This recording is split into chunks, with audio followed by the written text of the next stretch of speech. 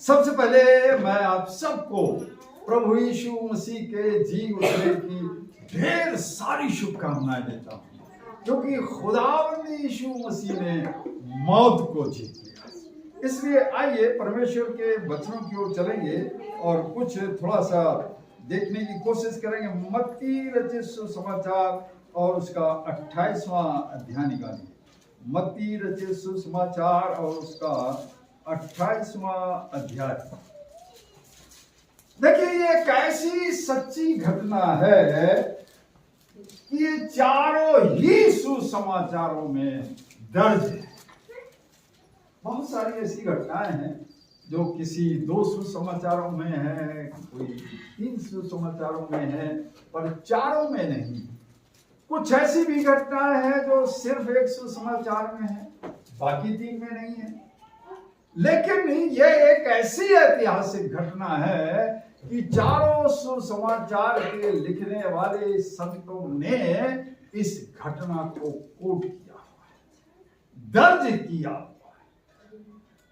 अब बहुत सारे लोग जो विद्वान टाइप के लोग हैं, बहुत बुद्धि बढ़ाने वाले लोग हैं, सवाल करते हैं कि साहब बताइए, ये जब घटना ये चारों सुसमाचारों में जितना लिखा हुआ है, तो जो घटना है सब में बराबर होनी चाहिए, क्योंकि चारों लोग जानकार लोग लिख रहे हैं।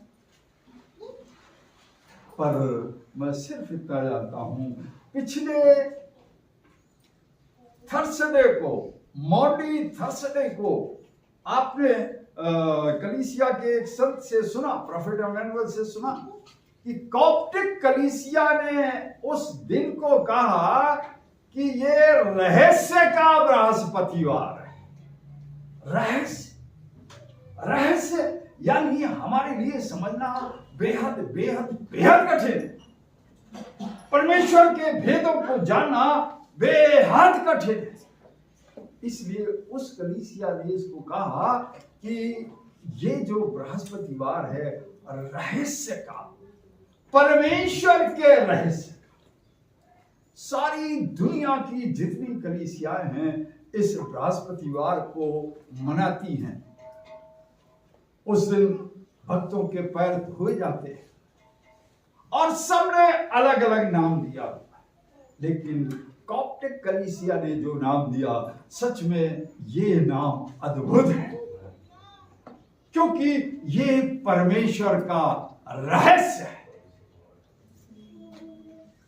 यीशु मसीह से भी चेलों ने कहा, अच्छा प्रभु बता दिए तू कब आएगा, हम पहले से तैयार हैं, हमारा भला हो जाए। प्रभु ने कहा, भाई जिस बात को खुदा ने अपने हाथ में रखा है, जिस भेद को तुम्हें नहीं बताया है, उधर खोपड़ी लगाने की कोशिश मत करो, सिर्फ भजन करना सीखो। इसलिए आज के दिन जब हम इन चारों सुसमाचारों को पढ़ते हैं, तो इन चारों सुसमाचारों में कुछ का कुछ लिखा हुआ है। घटना एक, लेकिन सब अलग अलग ढंग से लिखा हुआ है, और यही परमेश्वर का रहस्य है। यह उसका रहस्य है। अदरवाइज चारों लोगों ने उस घटना को सीरियल से ज्यों का त्यों लिखा होगा। अगर आप मत्ती को पढ़ेंगे, मरकुस को पढ़ेंगे, तो वहां लिखा हुआ है एक स्वर्गदूत था कब्र में। लेकिन लूका और यूहन्ना को जब पढ़ेंगे तो वहां लिखा हुआ 2 स्वर्गदूत थे। अब कोई कह सकता है कि खुदा बाप ये क्या लफड़ा है, वहां तो 1 भेज रहा है, यहां 2 भेज रहा है, चक्कर क्या है? आप फंसे रहिए और कभी भी सत्य तक नहीं पहुंचोगे। इसलिए परमेश्वर के रहस्यों को ग्रहण करना है। और अगर आप प्रभु की दासियों के बारे में पढ़ेंगे तो वहां भी बड़ा लंबा हिसाब है। किसी में 3 प्रभु की बेटियां हैं, किसी में 2 हैं, और यूहन्ना रचित सुसमाचार में तो सिर्फ 1 दासी, उसका नाम है मरियम मगदली, सिर्फ 1। तो क्या उस कब्र में सिर्फ एक ही औरत गई थी? नहीं, बहुत सारी औरतें जो अलग अलग सुसमाचारों में किसी ने 3 का नाम बता दिया, किसी ने 4 का नाम बता दिया, लेकिन बाकी का नाम नहीं बताया। लेकिन बहुत सारी औरतें गई थी। क्यों गई थी? कि ये यरूशलेम शहर से काफी दूर था इलाका और पहाड़ी इलाका था और सुबह सुबह गई थी। जंगली जानवरों का भी खतरा रहता था, इसलिए अकेले कोई जा ही नहीं सकता था, साथ में गई थी। तो आइए थोड़ा सा मनन चिंतन करेंगे। 28 अध्याय के पहले पद से पढ़िए, देखिए क्या लिखा हुआ है। सब्त के दिन के बाद सप्ताह के पहले दिन पौ फटते ही मरियम मगदलीनी और दूसरी मरियम कब्र को देखने आई, और देखो एक बड़ा भूकंप हुआ, क्योंकि प्रभु का एक दूत स्वर्ग से उतरा और पास आकर उसने पत्थर को लुढ़का दिया। हालेलुया। मैं आपका ध्यान इस ओर दिलाना चाहता हूं, कलीसिया, इस ओर ध्यान दिलाना चाहता हूं। यहां लिखा हुआ है एक बड़ा भूकंप हुआ।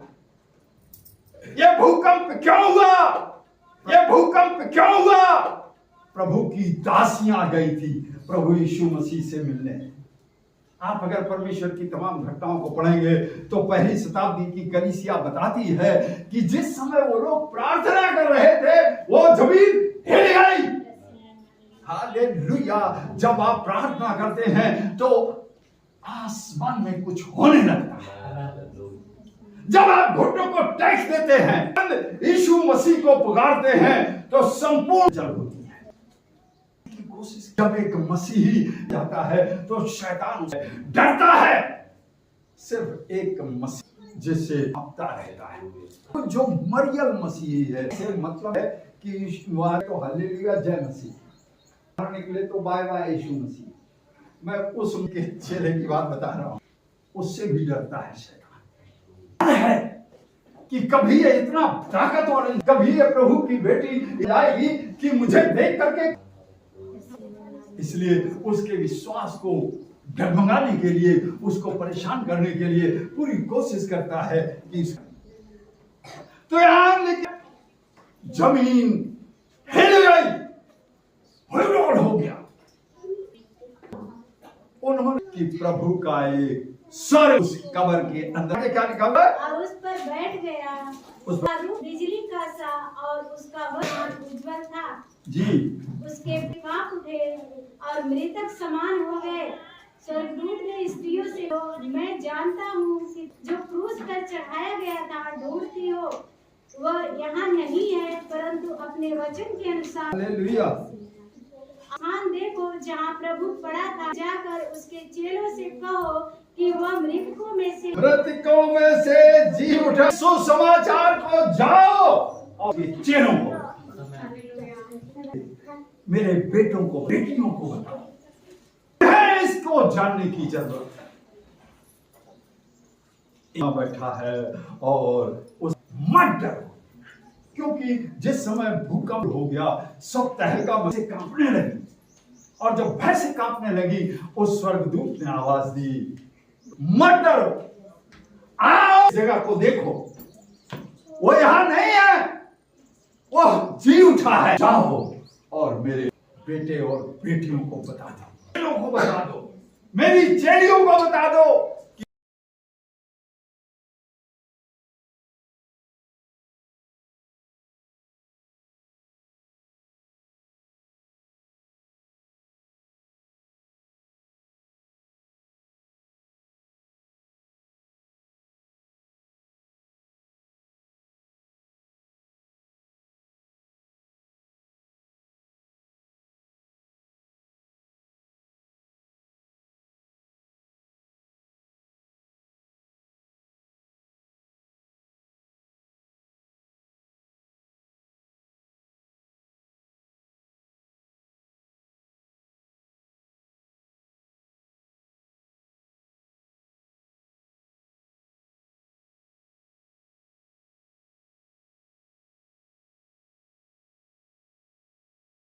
को बता दो, मेरी चेलियों को बता दो कि उनसे कही थी कि मैं तीसरे दिन जिंदा हो जाऊंगा अपने।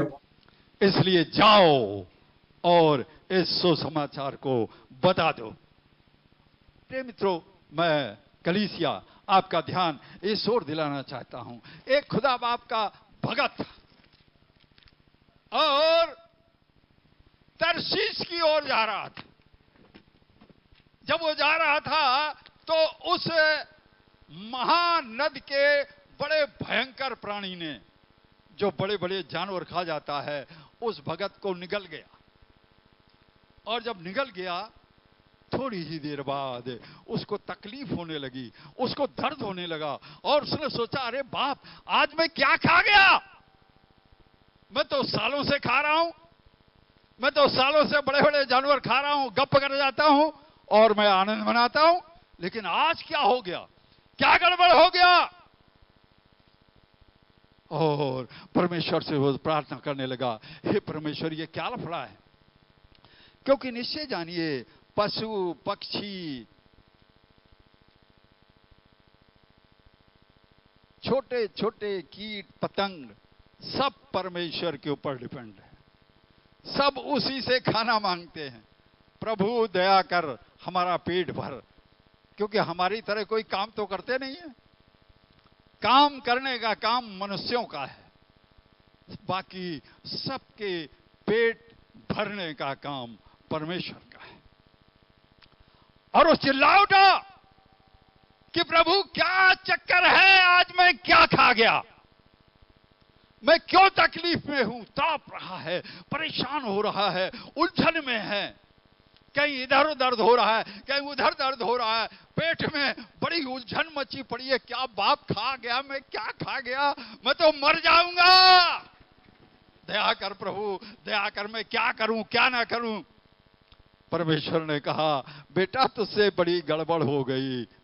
तूने कोई साधारण इंसान को नहीं खाया, साधारण जानवर को नहीं खाया, तूने मेरे एक भगत को खा लिया है। खुदाबंद यीशु मसीह के भगत को खा गया है तू। तो प्रभु बता, मैं क्या करूं? प्रभु ने कहा, ठीक है, जा किनारे पहुंच और वहां जाकर के मेरे इस भगत को जाकर के किनारे फेंक दे। और वो मौत बेचारी तड़पती हुई, मौत तड़पती हुई किनारे गई और परमेश्वर के उस भगत को मुंह से बाहर कर दिया। तब कहीं उसे तसल्ली हुई और बोला, खुदा वाह, तेरा धन्यवाद हो, आज तो तूने मुझे बचा लिया, नहीं तो मैं तो मर जाता। खुदाबंद यीशु मसीह के साथ भी यही हुआ। खुदाबंद यीशु मसीह को मौत ने निगल लिया, और जब मौत ने निकल लिया तो मौत ने देखा, बाप रे, मैं तो हजारों लाखों करोड़ों अरबों लोगों को खा चुकी हूं, आज क्या हो रहा है? ये तो मुझे मुश्किल पड़ा हुआ है, मैं क्या करूं? हे सर्वशक्तिमान परमेश्वर, मुझ पर दया कर। आज मैंने क्या कर दिया? आज मैं क्या खा गया? जीवन के स्वामी को खा गया तू, जिसे तू अपने अंदर रखने का अधिकार नहीं रखता। संपूर्ण ब्रह्मांडों के रचयिता को खा गया। हे प्रभु, दया कर, दया कर। और आवाज आई आसमान से, ऐ मौत, तुझे इसने पैरों के नीचे कुचल दिया है, वापस कर इसके प्राणों को। और खुदाबंद यीशु मसीह जीवित हो गया, और जब जीवित हो गया, इस स्वर्गदूत ने कहा, जाओ, वो यहां नहीं है, आओ इस जगह को देख लो। और जब वो जीवित हो गया, इतिहास गवाह है, 40 दिनों तक प्रभु के लोगों से मिलता रहा। 40 दिनों तक अपने शिष्यों को दिखाई देता रहा, जनता को दिखाई देता रहा, लोगों से मिलता रहा। शिष्यों के पास तो आकर के बैठता था, उनके साथ में खाना पीना खाता था, लेकिन जो आम जनमानस था उसको दिखाई देता था कि मैं वही प्रभु हूं जिसको यहूदियों ने, जिसको रोमियों ने सलीब पर चढ़ा दिया था, मैं वो यीशु मसीह हूं।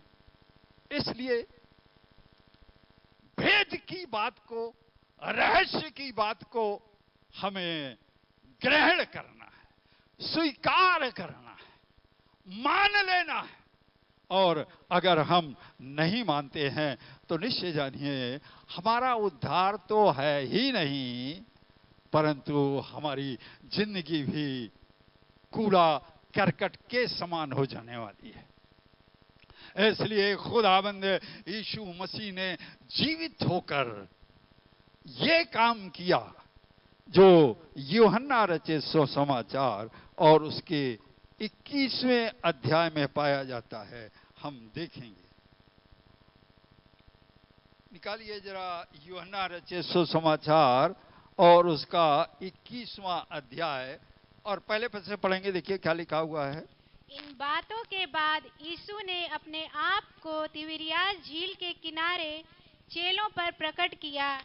चेलों पर प्रकट किया। और इस रीति खुदाबंद यीशु मसीह झील के किनारे किससे मिला? चेलों से मिला।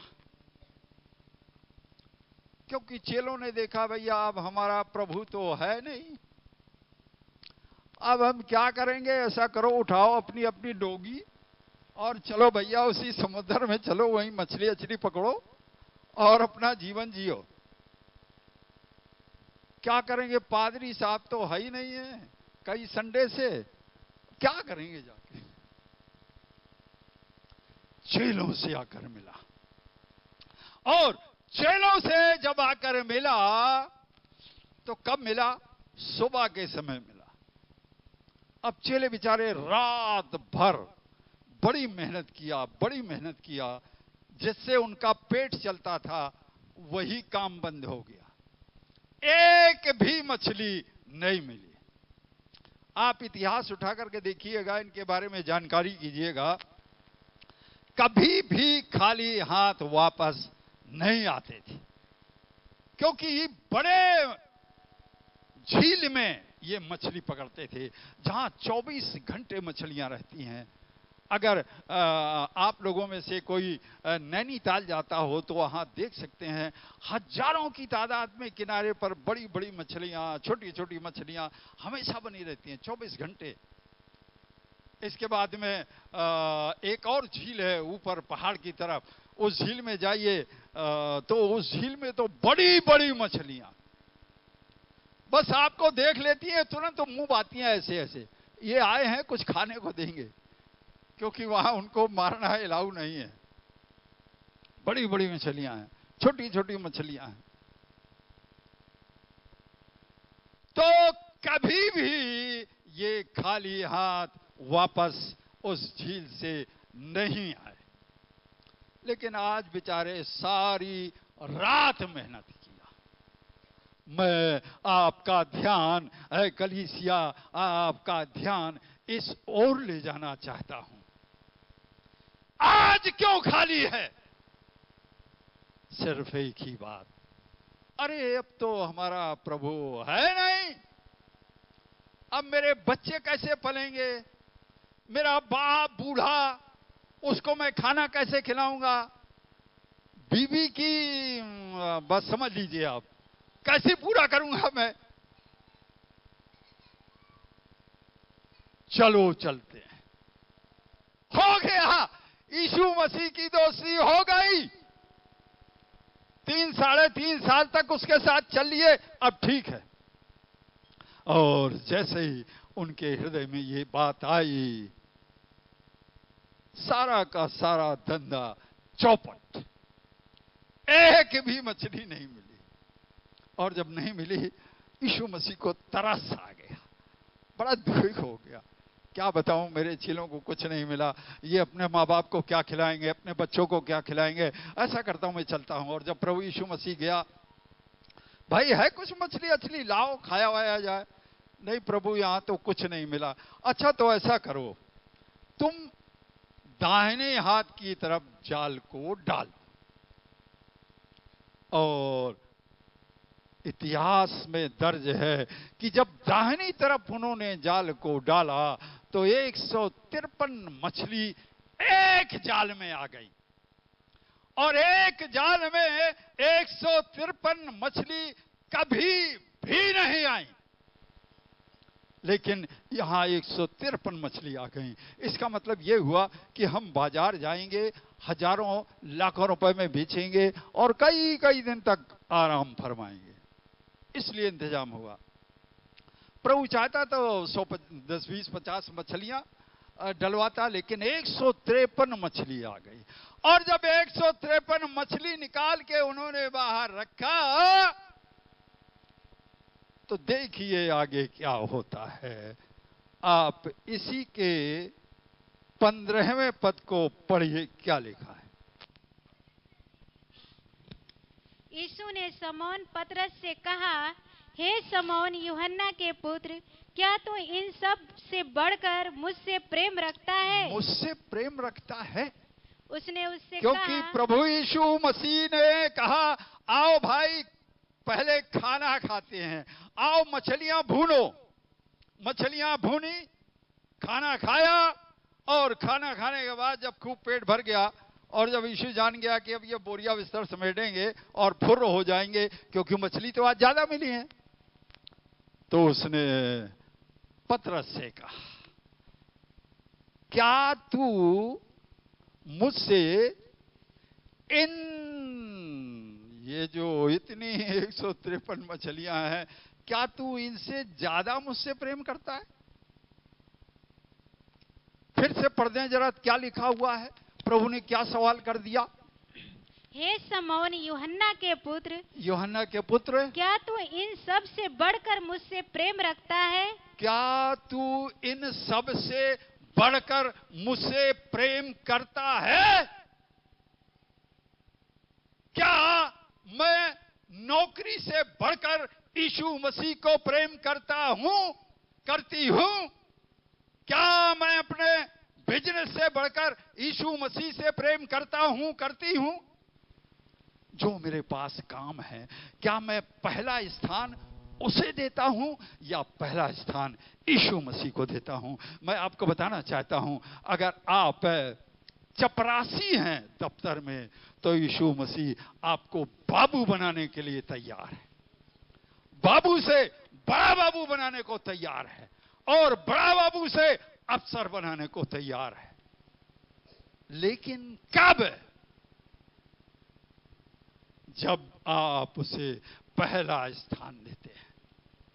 जब संडे आता है, मियाँ बीवी आपस में, भाई देखो वो तो इतने दिन हो गए, फलाने के यहां तो गए नहीं हम लोग, फलाने के यहां चला जाए, आज एक ही तो दिन मिलता है, संडे ही तो मिलता है। अभी देखो कपड़े भी धोना है, कपड़े धो लेते हैं और फिर चलते हैं। किसको प्रायोरिटी दे रहे हैं आप? किसको ज्यादा प्यार कर रहे हैं? प्रभु यीशु मसीह ने कहा, इन सबसे ज्यादा क्या तू मुझसे प्रेम करता है? जब हम पहला स्थान किसी और को देते हैं, पवित्र स्थान कलीसिया का भवन होता है, हम जब कलीसिया के भवन को दूसरे नंबर पर रखते हैं, निश्चय जानिए सब कुछ तबाही हो सकती है। खुदाबंद यीशु मसीह को जैसे इन्होंने छोड़ा, अरे अब तो हमारा प्रभु रहा नहीं, चलो फिर से मछली पकड़ते हैं, तो सारी की सारी मछलियां गायब हो गई। और ये कौन लोग हैं जो बचपन से मछली पकड़ना जानते हैं? जो छोटे छोटे बच्चे थे तब से समुद्र में तैरना जानते हैं। इनको एक एक पता रहता है कि समुद्र के फलानी जगह पर एक बबूला निकल रहा है, वहां फलानी मछली होगी। इतने ज्यादा जानकार है, लेकिन सारी जानकारी फुर्र हो गई। क्यों? क्योंकि पहला स्थान इन्होंने दुनियावी चीज को दे दिया। क्या हमें पैसे की जरूरत नहीं है? है। और रोटी मकान की जरूरत नहीं है? है। सबको है। लेकिन खुदाबंद यीशु मसीह ने कहा, पहले तुम मेरे राज्य और धर्म की खोज करो, इसके बाद मैं तुम्हें ये सब चीजें दे दूंगा। पहला स्थान देना सीखो। इसलिए उसने सवाल किया। उत्तर देखिए क्या दिया उसने। उसने उससे कहा, हाँ। हाँ प्रभु, तू तो जानता है कि मैं तुझसे प्रीति रखता हूँ। मैं तुझसे प्रीति रखता हूँ। उसने उससे कहा, मेरे मेमने को चरा। मेरे मेमने को चरा। अब आप देखिए, जब उसने कहा हाँ प्रभु मैं प्यार तो करता हूं, तो प्रभु ने कहा भाई जाकर के कलीसिया में सेवा करना सीख। जहां मेरे लोग हैं वहां जाकर मेरी आराधना कर। और मेरे लोग कहां मिलते हैं? चर्च के अंदर मिलते हैं, चर्च भवन में मिलते हैं। वहां जा, वहां देख कौन मेरा बच्चा कमजोर है, कौन मेरा बेटा बेटी ऐसे है जिसको गोद में लेने की जरूरत है, जिसको तैयार करने की जरूरत है। जा, मैं काम बता रहा हूं, इस काम को कर। इसके बाद क्या हुआ देखिए आगे क्या लिखा है। फिर दूसरी बार उससे कहा, दूसरी बार उसने उससे कहा, हे शमौन यूहन्ना के पुत्र, यूहन्ना के पुत्र, क्या तू मुझसे प्रेम करता है? क्या तू मुझसे प्रेम करता है? उसने उससे कहा, हाँ प्रभु, तू जानता है कि मैं तुझसे प्रीति रखता हूँ। प्रीति रखता हूँ। उसने उससे कहा, मेरी भेड़ों की रखवाली कर। मेरी भेड़ों की रखवाली कर। जब तू कलीसिया के भवन में जाएगा तो वहां के बेटे और बेटियों की रखवाली भी करनी है। इसका मतलब यह मत समझ लीजिए कि ये काम सिर्फ पादरी साहब लोगों का है, ये काम आपका भी है। हमारी कलीसिया में प्रार्थना योद्धा हैं, ये काम प्रार्थना योद्धाओं का है, एक एक जन का है। इसलिए प्रभु ने कहा जा और मेरी भेड़ों की रखवाली कर। और इसके बाद में फिर क्या हुआ देखिए।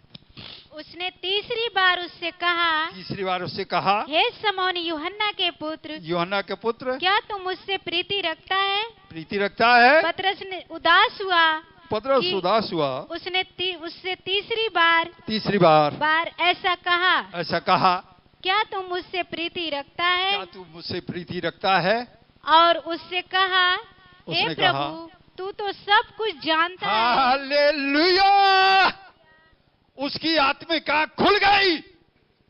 उसने कहा प्रभु अभी तक सिर्फ मैं बकवास कर रहा था, अभी तक मैं अपनी बुद्धि चला रहा था, अभी तक अपना दिमाग चला रहा था। खुदाबंद तू सब कुछ जानता है, मेरे रगों में बहने वाले खून की धारा को तू जानता है। तू जानता है कि मां के गर्भ में मेरी रचना कैसे हुई है। तू जानता है इस समय मैं क्या सोच रहा हूं। तू जानता है मैं क्या करने वाला हूं। खुदाबंद मुझे क्षमा कर, माफ कर। घुटनों पर आ गया, पश्चाताप करता हूं प्रभु, तू सब कुछ जानता है। ऐ कलीसिया, जिस दिन नाप ऐसा हो जाते हैं उस दिन निश्चय जानिए आप अपनी दुकान में 1 घंटे बैठेंगे और दिन भर का नोट आ जाएगा। आप अपने दफ्तर नहीं जाएंगे, कहेंगे नहीं हम तो चर्च जाएंगे। दूसरे दिन अफसर आपको कहेगा भाई आपकी छुट्टी लगा दी है मैंने। जबकि वैसे जब आप दुनियावी होते हैं ना तो अफसर हड़काता है, अगर ड्यूटी में ठीक टाइम पर नहीं आए तो पूरा दिन का पैसा काट दूंगा मैं, गुर्राता है। लेकिन जब आप प्रभु के हाथ छोड़ देते हैं तो फिर अफसर बोलता है अच्छा भाई आप आए नहीं इसलिए चलो मैं लीव लगा देता हूं। इसलिए आज खुदाबंद यीशु मसीह जी उठने की खुशी में आपसे एक ही बात जानना चाहता है कि क्या आप उससे प्रेम करते हैं। और जब आप उससे प्रेम करते हैं तो आपके अंदर से यह आवाज आए प्रभु तू सब कुछ जानता है। और जब आप प्रभु के हाथ में सब कुछ कर देते हैं प्रभु आपके जीवन को 100% बदल देता है। रोटी, कपड़ा, मकान सब कुछ आपको दे देता है, सब कुछ बदल जाता है। जैसे इन लोगों का बदल गया, उन्होंने बोरिया बिस्तर समेटा और उसके बाद में खुदावंद यीशु मसीह के झंडे को लेकर सारी दुनिया में तहलका मचा दिया। प्रभु इन वचनों के साथ आपको आशीष बख्शे।